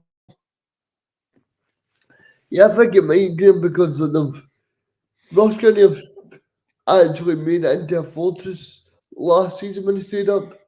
And they also really, since Derek Adams has come in, he's really, apart from I know the Celtic game was Malcolm Mackay's last game, so what Ross County have did at home since Malcolm Mackay's left and Derek Adams has come in has been nothing short of really good, because they'll be hoping that the home form is stable, so they can manage their way through the match. What would you be predicting for tomorrow, Ross County against Dundee? I'll go Ross County 2, Dundee 1. Yeah, that was probably going to be my prediction as well, actually. I think I'm going to go 2-1 as well. Sorry, Gregor, but I think Ross County at home might just sneak it, but you never know. But let's now go to McDermott Park. And I know that Happy House is a St Johnstone fan. Tomorrow, it is St Johnstone against Hibernian. St Johnstone last week, they drew 1-1 with Motherwell. Hibs got that 1-0 win against Livingston. But I have to say, I know that they got beat by Celtic a couple of weeks ago, but I actually think Craig Levein so far has done quite a decent job. He's managed to steady the ship. Yeah, he's come in there and steadied the ship, no problem. Okay, I mean, that just shows you what a good manager he is, even though I'll never forgive him for the 6-4-0 against Czech Republic in Prague. But yeah, he's come in there, steadied the ship. I think Graham Kerry being back has been proven that he's a good player, because he's always the one guy you can rely on for a St Johnstone fan, that he really turned on the style. So, no, I think now that St Johnstone have got their main players back, and I don't know what the goalkeeper's called, Graham, but I think he's really solid. Do you know what? I did know his name as well. It'll come back to me. Hang on. I know who it is. Hang on. I'm going to bring it up here because I did know it. It is... Yeah, Dimitar Mitov. Yeah, Mitov. He seems as if he's really impressive. You know, I watched him against Celtic before. I watched him against Hearts. He seems as if he's really steadying the ship for them. So, no, I think St Johnstone look as if they're really buying into what Craig Levein. I know when you listen to people on the radio speak about Craig Levein, they always say his training regimes he likes to get players very fit. So, no, I'm sure that that the players are enjoying under Craig Levein? It's funny, Reagan, right? Because I said this about Hearts the other day, right? Now, I can look at pretty much most teams in this league and I know what they're trying to do. I know the philosophy, I know the style of football. I don't know what Hearts are trying to do, but already I can see what Levein's trying to do. He's come in, the players look a lot fitter, they look like they know what they're doing. He's playing this kind of 3-4-1-2 formation. I can see what they're trying to do. At the moment, it's working. You know, they've got Chris Kane up front, along with Jai Simi, I think, as well as other striker they've got. Stevie May's been on the bench.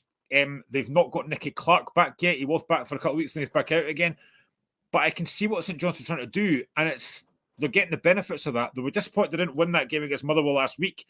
Again, a last-minute goal from Motherwell, but I think Levein so far, and I said at the time, it's a sensible appointment. The one thing that I was not worried about, but the one thing I thought about was it's a 3-year deal. Now, will Levein get 3 years to turn it around? I don't know, but it's a sensible appointment.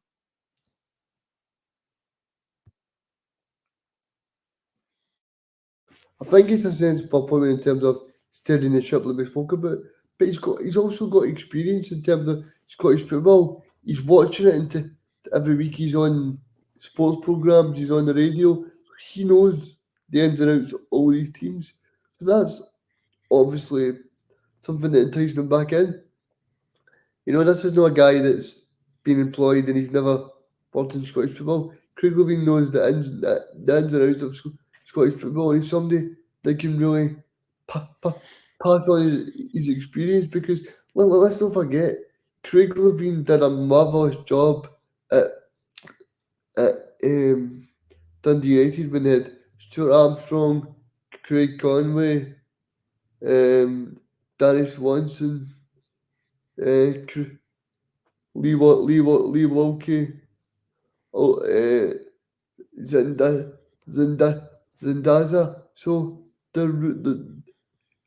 I'll never forget that team. I think all of these players are really well known into Dundee United's history, and Craig Levein, okay, and might have ended by the Hearts because he was doing two jobs at one time, but I think you can say the guy's a proven manager that'll really go in there and do a job. To me, I see him as the Scottish Sam Allardyce of Steve Bruce kind of character, where you bring him in to really steady the ship or kind of make things easier.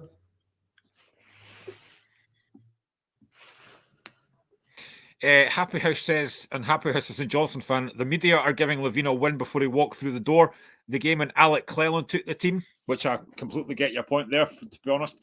But I genuinely think, and I said at the time, I think it's a good appointment by St Johnstone. I don't know what you think, Happy House, if you're happy with that. But it did make sense at the time. You know, I did feel sorry for Stephen McLean. It wasn't quite working. He was very inexperienced, a very good player. But in terms of management, very inexperienced. And I think what St Johnstone needed was like an old head. And I think they've got that now with Levein. Against Celtic a couple of weeks ago, you know, 1-0 up, it was always going to be difficult because I knew that Celtic win that game in the end.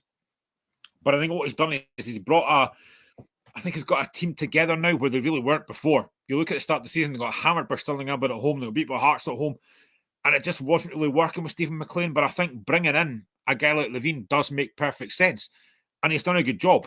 Now, I said start of the season, and I hold my hands up and I'll say it now, I said St Johnstone were going to go down. I don't now. I genuinely don't. I think Livingston are going to go straight down. I think the battle for that kind of second bottom place is interesting because you've got St Johnstone at 15 points, Motherwell 15 points, Aberdeen 16 points, Ross County 17 points, Dundee on 18 points. So it is very tight round there. But I think St Johnstone getting that experienced manager in does help. I'm saying nothing yet. An old head, I agree with that. It's very true, it is though.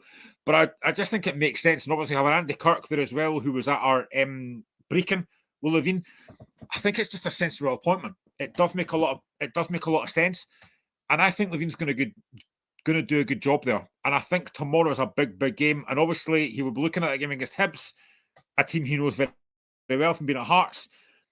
This is a tough one, but I have to say, Reagan, as well, I think since Montgomery's been in at Hibs, he's got a team that seem to know what they're doing. He's got his philosophy. I said before, I think they rely a lot on Martin Boyle, but you can see what Hibs are trying to do. So again, tomorrow's a big game for Hibs.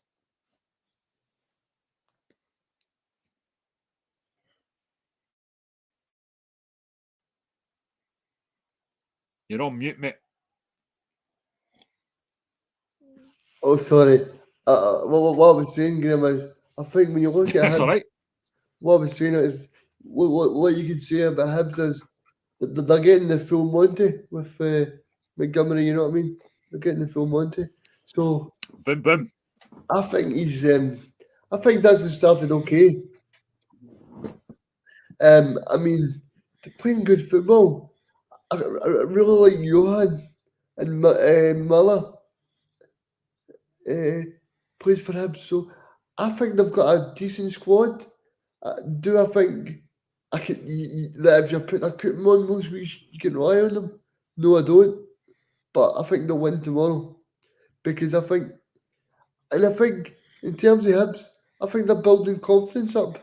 You know, obviously they got beat last week, 3-4 by Celtic, but you need to say that I thought it was a bit weird that Nick Montgomery really could come into the press conference, the pre-match press conference, and said Celtic have got world-class players. What are you doing?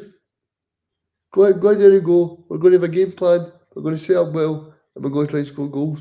Don't come in and say Celtic got world-class players, because I'm telling you right now, they're not got world-class players. Lee Johnson said the same thing. Remember Lee Johnson says said something like the Hibs players should chap on Kyogo's door and Mayena's door and see what they're doing. Copy them. Do you know? And I just feel like if Hibs if they want to be a further fourth place team this season, these are the matches away to Livingston, away to St Johnstone. These are the matches where they need to go and pick up 6 points from 6. I don't know if you agree, because these are the games that you should be winning if you want to be there. Well, I'm going to also as well say, Reagan, that I'm reading this as it's coming here, but so they could potentially have a billionaire bidder called Bill Foley coming into Hibs, and Bill Foley has said he believes Hibs need his help to become established as challengers to Scotland's Big Two, and he's hoping that the SFA board give green light to his investment. Now, I don't know how much that's going to be. I don't know how much Hibs are going to get from this, but you know, would it be a good thing if somebody else has money to challenge Celtic and Rangers? As a Hearts fan, I hope they don't. Well, I hope it's not a massive amount of money, but I suppose it probably would be a good thing for Hibs if they get this investment in. I don't know how much is going to be going into Hibs. I'm just trying to see some comments here. Let me just bring it up on my phone here while I try and bring it up. I mean, so basically, it basically says Hibs have described talks with Scottish FA over minority investment from US billionaire Bill Foley as positive. So it's a minority investment. How much that's going to be, I don't know. But, and again, how much money Nick Montgomery is going to get to spend. But we've tried this before. We had, obviously, at Hearts, as I know, we had Vladimir Romanov came into Scottish football with promises of challenging the top two and winning the league in 5 years. That didn't quite work. We then went bust, basically. It probably is a good thing. And if he's doing it for the right reasons, then that's fine. You know, to give money to Hibs, that's great. But, you know, is it really going to make a difference? I don't know. I don't know what you make of this, Reagan, the fact that Hibs could be getting a billionaire person coming in to give them money. Is that a good thing?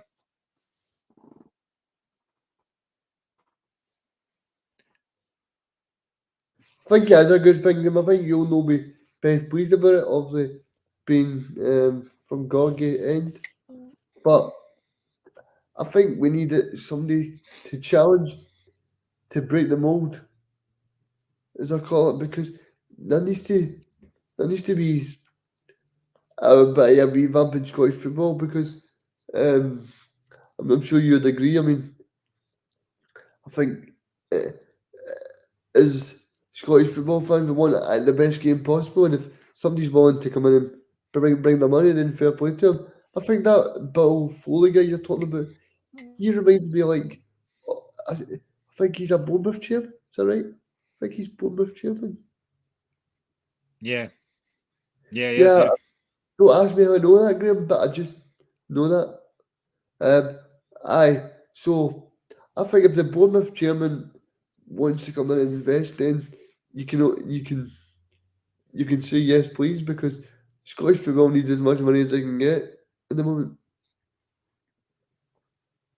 Yeah, I mean, again, Hibs are at the moment sitting fourth. If results go the way tomorrow or over the weekend, they could actually go third. And with Hearts being at Celtic Park tomorrow, they could be 4 points ahead of Hearts. So again, it's a big game for both teams tomorrow. But again, if St Johnstone can win and if results go the way, they could probably be up to about 7th in the league. So it's a big game for both teams. But I'm going to be honest, I kind of think Hibs might just win this because I do like, and you've mentioned him there, Eli Yuan. I think he can be very frustrating because a lot of times he looks really good, but other times he can be quite poor. Martin Boyle, again, is a really good player. They've got Dylan Vente up front. They've got still Christian Deutsch there. Hibs have got threats. I think St Johnstone do as well, but I just think the forward line that Hibs have got are going to cause a lot of problems tomorrow.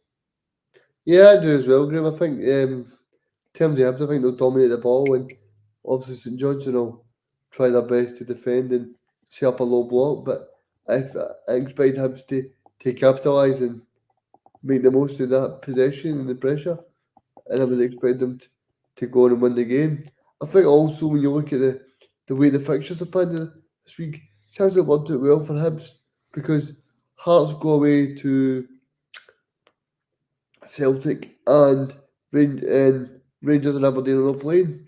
So that means that Hibs have got a big chance to really put the pressure on and really say, right, well, if if we're wanting the full Monty this season, which I say and which I expect to be third place, then we need to go full throttle tomorrow. And these are the games you need. These are the games that if you want to finish third, you need to do better. Well, I'm going to predict 2-1 Hibs tomorrow. What's your prediction for tomorrow? I'm going to predict St Johnstone 0, Hibs 3. The final game of the weekend is in Paisley and it's St Mirren against Motherwell. Motherwell without a win in 13. They've drawn 5 and 8 losses. St Mirren, after the win last week, again, I mean, in terms of Motherwell, Reagan, I feel sorry for Stephen because you mentioned it there. He went out all the way up to Ross County. They got beat 3-0. They just can't buy a win just now. I think Kettlewell's been under massive pressure. And usually when you've not won in 13, a manager might get sacked, but Motherwell are sticking with Stuart Kettlewell. Do you think that's good for some of this Motherwell board to keep Kettlewell on? I think the kettle is boiling. The pressure's getting to him, because you've, like Stephen says, when the manager's under pressure, you get Liam Kelly coming out and saying, everything's okay, we'll come back next week, we apologise to the supporters.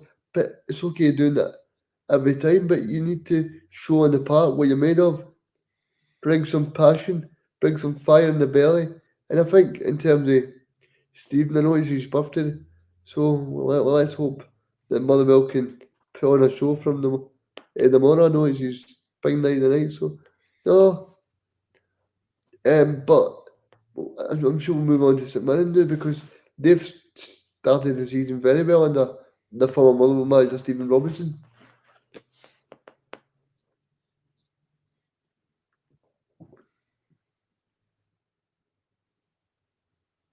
Happy House says, I'm going for St Johnstone 3, Hibs 1. Do you know what, mate? I would absolutely take that. I hope that's the case.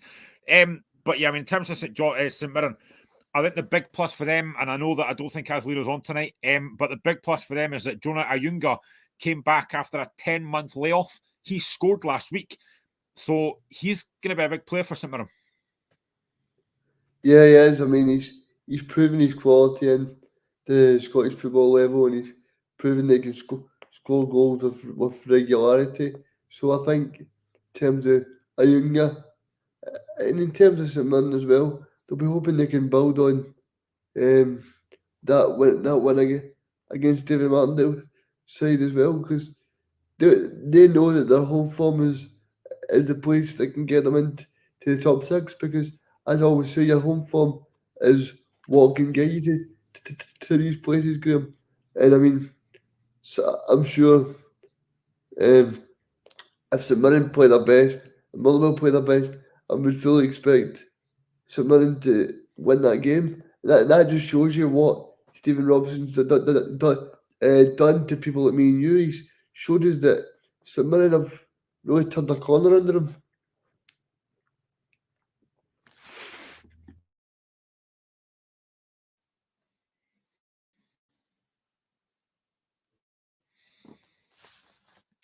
Yeah, I mean, I think, to be fair to St Mirren, and I wish I was leading us along so I could ask them this question, but I mean, they're sitting third in the league just now, and I don't think at the start of the season, a lot of St Mirren fans would have thought they'd be sitting third in the league just now. They're a point ahead of Hibs. They've had a very good season. They didn't really start the League Cup campaign that well, but they've had a great season so far, and especially at home, they're a very hard side to beat. And I think they'll fancy this tomorrow against the Motherwell side, as I said, under massive, massive pressure that right now just can't seem to buy a victory just now.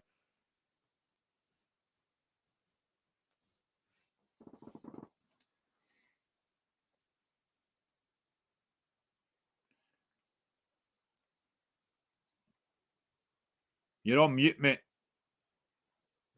Yeah, I think in terms of Motherwell, there's no better time to play them, as our colleague Stephen would tell you.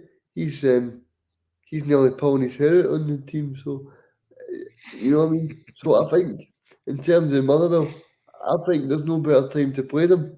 I mean, and in terms of they'll see this as a winnable game, and they'll be looking to improve on that home form because I'm sure Stephen Robinson will want to put a dagger to the heart to his former team as much as he did well there. It's always nice to take a one over on your former colleagues. I mean, in terms of Motherwell, I suppose it does show a lot of confidence in the Motherwell board that they're sticking with Kettlewell, because if they don't win tomorrow, it's 14 without a win. I mean, as an outsider, for us, obviously, we don't see Motherwell every week. Stephen does. But what do you think the problem is at Motherwell? Why can't they get that win? I'll tell you why, because I'm not going to go. They've decided, they've decided to go with someone, Graham, in a striker like Theo Bear, who Theo Bear, he didn't really pull up trees last year at St Johnson. So what do you expect when you sell Van Veen and bring in somebody like Theo Bear? I mean, I fully expect Motherwell to try and re-sign someone in January because the striking position is the most important position in a football team, Graham. No, I completely agree, and I think you are right. I think Stephen mentioned this as well. It does look like they will try and get Van Veen back, who is coming back to Scotland because his partner's obviously pregnant as well. So that would be a big, big signing if they could get him, and I think he'd make a massive difference. You also look at guys like Ollie Shaw, who I've never rated Ollie Shaw, to be honest. I know he was at Hibs, he was at Ross County for a spell as well. He's just not, for me, he's not a Premiership striker. That might seem harsh, but for me, he's not a Premiership striker. No, I think you're spot on there, Graham. In terms of Van Veen, then I didn't know his wife was pregnant. Good luck to her. He's obviously going to have a Scottish baby then. But tell me, Graham, should you think Van Veen would be an option for either Hearts if Shetland goes, or else Aberdeen if Miovski goes? Where do you think where do you think Van Veen would end up? So I said this in one of my live videos that I did, and basically my thought was that if Shanklin goes in January, hopefully doesn't, then my option is Van Veen. I would quite happily have him. He knows the league. He's a natural goal scorer. He's not going to have to get up to speed because he knows the league. I would take Van Veen, but only if Shanklin was to go. I think for Aberdeen it's a tough one, but again, I think it would depend on Miovski if Miovski was to leave, because they do have guys like Duke there. They've got Polvara, they've got Thokler. Would Van Veen come in and go straight into the team? I don't know. But for me, I would love to see him at Hearts, but only if Shanklin goes. But I know that Motherwell, I think, are inquiring about Van Veen. So if he's going to go anywhere, it is more than likely, I think, he goes back to Motherwell. Yeah, I would agree with that, Graham. I think he's destined for Motherwell. I think the fans will have really took to him as well. So I think Motherwell would be a good option for him. I just want to say, Graham, thanks for having me on tonight. It's been good to be on. No I'll, problem, mate. I know pro- you've got to go. Thank you very much for joining me tonight. It's an absolute I'll, pleasure. no bother me. I'll probably stay on until the door goes anyway. But if I give my prediction for this game, No, not yet. I'll go running 3, Motherwell 1. I'm Do gonna you go. know, I'm do gonna go you 2-0. I'm gonna go 2-0 St Mirren. do you know what we should start doing, Graham? We should start we should start writing the scores down and see who's got the best predictions. I'm gonna do that after the year. Actually, that's a good idea. I had thought about that. I'm gonna do that after the year. So that's the games in the Premiership. Let's talk about the Championship because the big game tomorrow, Regan, you've talked about it earlier on. Raith Rovers are at Tannadice to take on Dundee United. Raith are currently sitting top on 36 points. United are sitting second on 34 points. But they will have games in hand. But this is a mouth-watering game. And I said this to Michael last week, I think Raith have been the surprise package this season. I think they've been excellent so far. Yeah, they have been, Graham. I'm looking forward to this game tomorrow. I think Dundee United and Raith will be a cracker. Yeah, I think Raith have got nothing to fear. And good, Graham, thank you for having me on, mate. I'll look forward to seeing you guys next week. No worries, mate. Catch you later. See you soon, mate. See you later, pal. So, I'm back on my own for the last 50 minutes, which is fine because I can do that on my own quite comfortably. Guys, again, thank you for your comments. It's always much appreciated. We love seeing the comments and stuff coming in. Keep them coming for the next 50 minutes. Happy House says, Theo Bear has it in him to be a good striker, but I think he doesn't have it in the head. Doesn't like the physicality of the Scottish game. I've seen Theo Bear a few times, and I'm going to be honest, I don't think he's a striker. He's a winger, from what I've seen. He doesn't have the attributes of a striker. I think he's quick enough, but he doesn't have the attributes of a natural striker for me. I think he looks better out wide, where he can drive up foot and get balls into the box. He doesn't look a natural striker to me. And again, Ollie Shaw, again, for me, I've seen him a few times. I just don't think he's good enough for this level. I think he is mainly a championship striker. But and I genuinely believe that if Motherwell get Van Veen back, I think he would be a big, big signer for Motherwell. And I know that they do want to try and get him back. I know that I think Stephen has said that they're trying to get him back as well. So if they get him back, it would be huge. But I just think Theo Bear, for me, he doesn't have the attributes for a striker for me. He's not clinical enough. I think he scored 1 goal so far this season. So yeah, I just don't think he's a natural striker. But looking at the Championship, we'll get back to Raith against United in a second. But looking at the rest of the games tomorrow as well, you've got Ayr United against Airdrie, you've got Dunfermline against Partick Thistle, Morton against Queen's Park, and Inverness against Arbroath. Arbroath, who not that long ago were talking about potentially coming up to the Premier League. That's kind of fallen flat now. They've got Jim McIntyre in, who again, I think is a sensible appointment. And again, I'm looking at that kind of top 4 place. I think Partick Thistle, for me, probably will finish in that top 4 position. Dunfermline at the moment are 4 points away from Airdrie. That's a big, big game tomorrow, that one. Dunfermline against Partick Thistle could be a huge game. But there's no doubt the big game for me, the big game this weekend is Dundee United against Raith Rovers. I think at the start of the season, a lot of folk probably would have thought United are favourites for the Championship. I think Raith have been a really surprise package this season. They've been excellent. And the one thing I like about them is they go to the final whistle. There's been numerous games of the season that they've been winning very late on. And that's just a good team. You know, I suppose you could look at it and say, well, at times they are getting a bit lucky, but they're winning games. You know, last week against Partick Thistle, again, they win in the last minute. They did the same thing a couple of days ago as well. And they've got quality. I think Dylan Easton, for me, is one of the best players in the Championship. Sam Stanton, again, who was at Hibs, is a very good player as well. They've got a lot of good players in that team. And I think if Raith Rovers come up, they would deserve it. But again, like I say, if they win tomorrow, it opens up a gap, but United have got games in hand. So it's going to be very difficult. But what a game this would be now.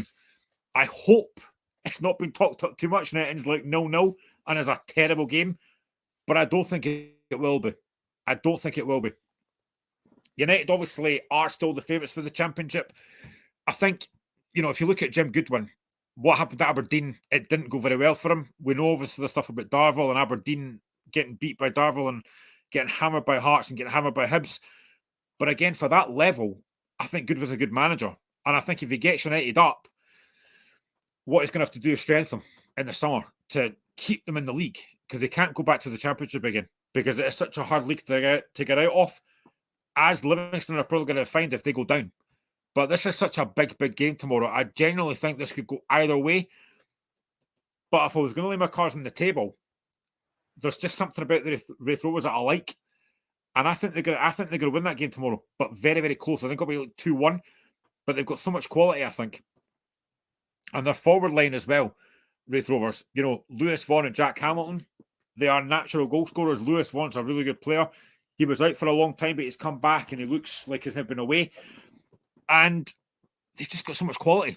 And like I say, I think Dylan Easton for me is one of the best players in the Championship. So they've got such a good team, Wraith Rovers. And it would be the first time in a long time they've been in the Premier League. If they come up, could they stay up? Again, they'd have to strengthen big time, because you have to, when you come up to the Premier League, you've got to strengthen. But this game tomorrow is going to be massive. United, again, you might think home advantage might suit them, but it hasn't bothered Wraith Rovers before. They've gone to these places and won games. So honestly, this is a massive, massive game tomorrow in the Championship, and it's one that I think I wish it was on telly, because it's a huge, huge game. It really is a huge, huge game, and I just fancy Wraith Rovers. I just fancy Wraith Rovers to win this, because they go till the end.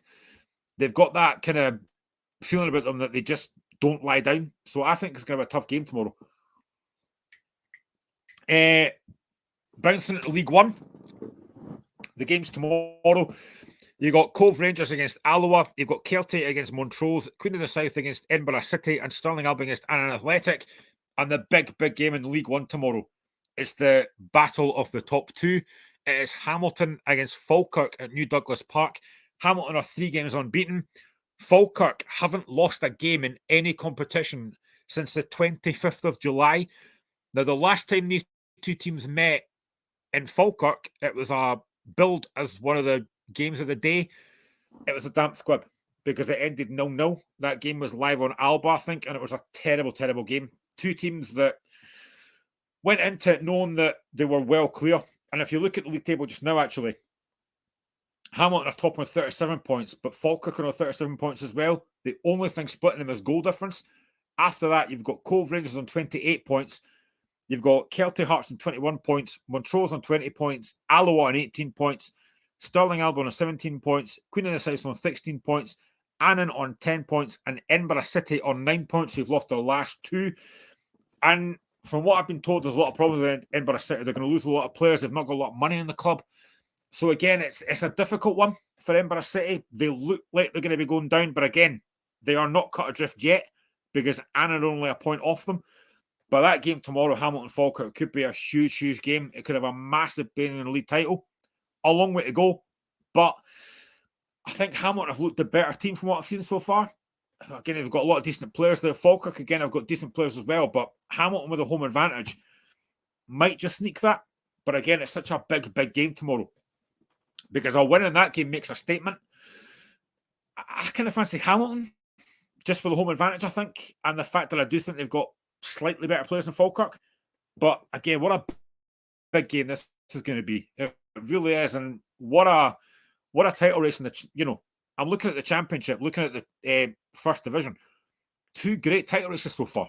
Where Wraith and Dundee United are Hamilton or Falkirk. Brilliant, brilliant title races.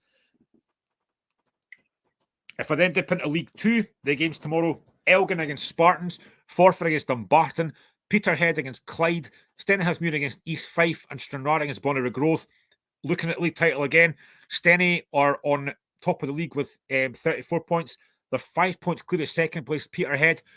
Dumbarton on 26 points. Spartans, who've had a great season so far. And also, I know that Spartans have got league games to play, but they're looking at the 20th of January where they play Hearts at Ainsley Park in the Scottish Cup 4th round. What an occasion that's going to be. And I will say as well, I'm glad that wasn't moved to Easter Road. There was a lot of talk from a lot of fans that said they might move it to get more fans in. I'm glad they've not done that. Keep it as the romance of the cup. Keep it at Ainsley Park. I think they'll get about maybe 3,000 at the game. I don't know how many Heart fans will be there, but keep it at Ainsley Park. It's brilliant. So Spartans are sitting on fourth. Bonnyrigg as well had a good season so far. I didn't know what to expect from Bonnyrigg this season. I've got a mate that stays in Bonnyrigg who's been a few times to see them, and they are a very good side.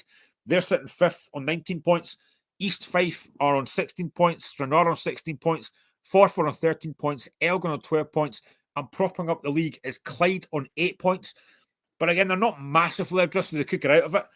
But honestly, Spartans have been, again, for me, one of the teams of the season so far. They've looked really, really good. I would love to get to Ainsley Park. I live probably about half an hour from that by car, but I don't drive. But Ainsley Park's not really that far from me. But from what I've seen so far on the kind of highlights that I've seen, they've looked a very good side. So again, that League 2 battle is very, very tight. I do think Stenhousemuir will come up. Now, again, they've not won the championship for a long, long time, being in the first division. So they are looking very much like they are going to come up. But again, there's a long way to go. But it's just such a, as much as the Scottish League at times takes a bit of a beating, it's great. I think these title races are very, very good to watch. And nobody's really cut adrift. Nobody's really winning the league comfortably. They're all very, very tight. And I think that's what makes it a very good league. And again, I'm going to look as well at some of the SWPL games that are getting played this weekend. There is a game tomorrow in the SWPL. It is Aberdeen against Hibernian. Just let me 2 seconds while I find the actual league table.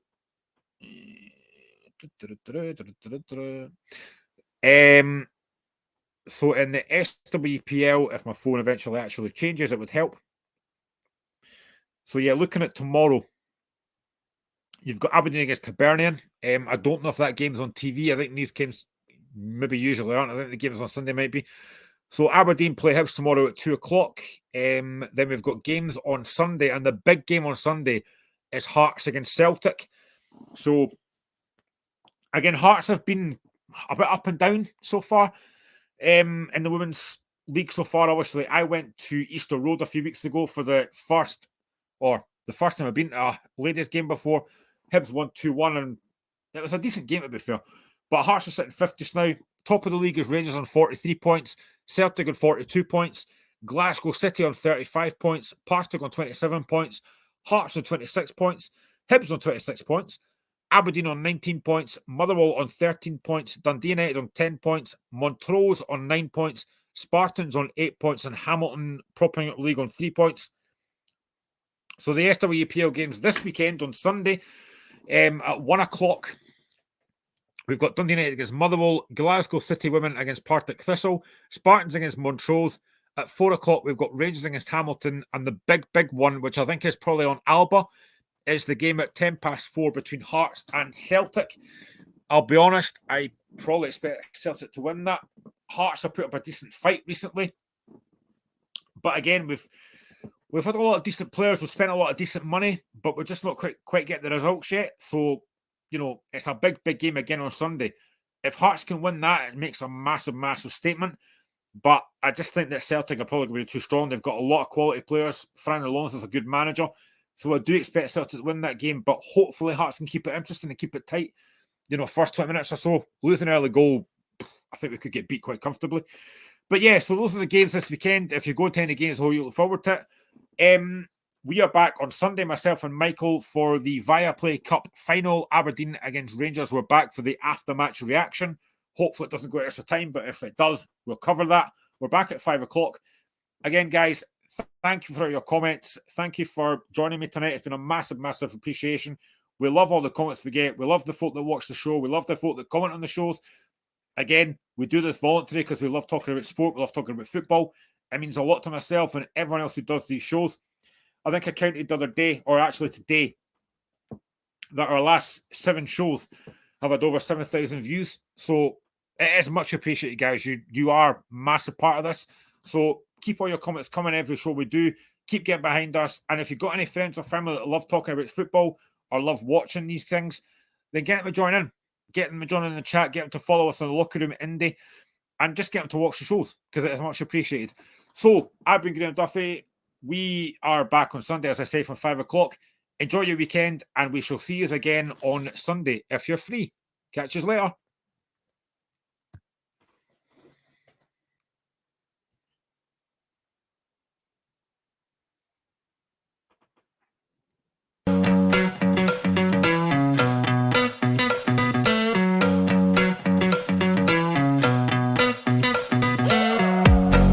The Locker Room,